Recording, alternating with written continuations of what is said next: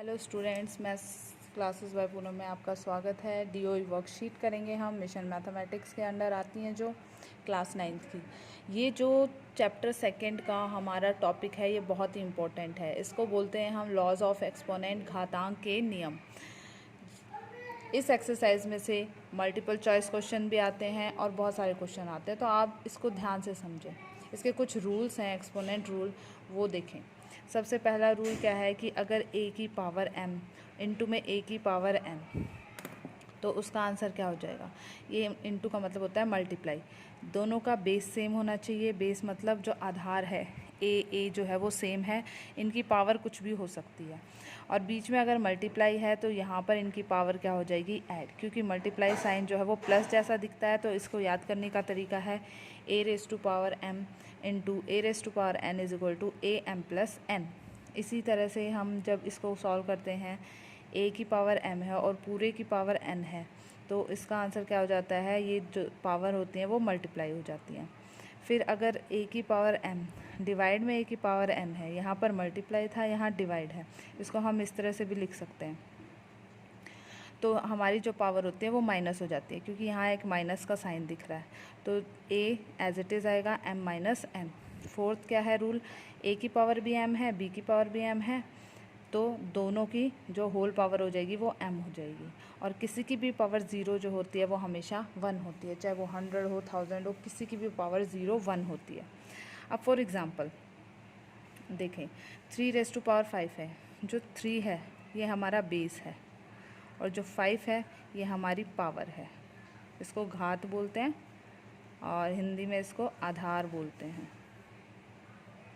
इस तरह से। ठीक है, तो कुछ एग्ज़ाम्पल अगर मैं साथ साथ लेकर बताऊं आपको, तो वो किस तरह से होंगे। तो देखो, जैसे a की पावर m इंटू a की पावर n, यानी 2 की पावर 3 इंटू 2 की पावर 4 ले लिया मैंने, तो 2 सेम है और 3 4 इसकी पावर्स हैं, तो क्या हो जाएगा 2 एज इट इज़, और ये पावर क्या हो जाएगी, ऐड। तो इसका आंसर क्या आ जाएगा 2 की पावर 7। इस तरह से हम इसको सॉल्व करेंगे। आगे देखो, 1 की पावर a 1 बाई ए की पावर n। अब ये जो a की पावर n जो है वो नीचे है, ये ऊपर जाके नेगेटिव हो जाती है। नीचे पॉजिटिव है, ऊपर जाके नेगेटिव हो जाएगी। तो 1 की पावर 3 का स्क्वायर जो है वो उसका आंसर क्या होगा, तो ऊपर जाके ये क्या हो जाएगा -2, यानी क्या हो जाएगा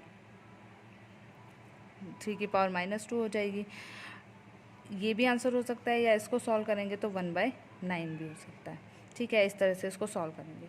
अगर यहाँ पर हमारे पास कोई a है और अंडर रूट n है बाहर, स्क्वायर रूट होता है तो 2 होता है, क्यूब रूट होता है तो 3 होता है, ऐसे nth रूट है तो n है। इसका मतलब क्या होता है, a की पावर 1/n। जैसे स्क्वायर रूट के अंदर लिखते हैं तो इसका मतलब होता है 1/2। क्यूब रूट के अंदर लिखते हैं किसी को तो उसका मतलब होता है 1/3। ऐसे nth रूट का मतलब होता है a 1/n। तो अगर रूट 7 है तो इसको मैं क्या लिख सकती हूँ, 7 1/2। रूट 3 यहाँ पर दिखा रखा है, देखो 3, तो 11 की पावर कितनी होगी, 1/3। और अगर ये है तो पहले हम रूट को सॉल्व करेंगे। रूट की वैल्यू क्या होती है 1/2, और बाहर क्या है हमारा 3। फिर ये दोनों पावर क्या है, मल्टीप्लाई हो जाएंगी, तो ये हो जाएगा 3/2। इसी तरह से इसको आप खुद सॉल्व करेंगे।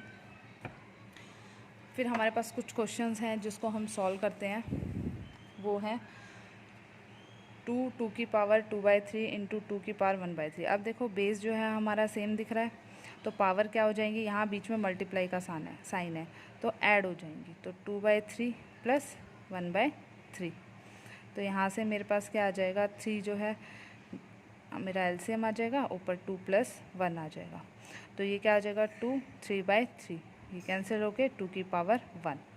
इस तरह से हम इसको सॉल्व करेंगे।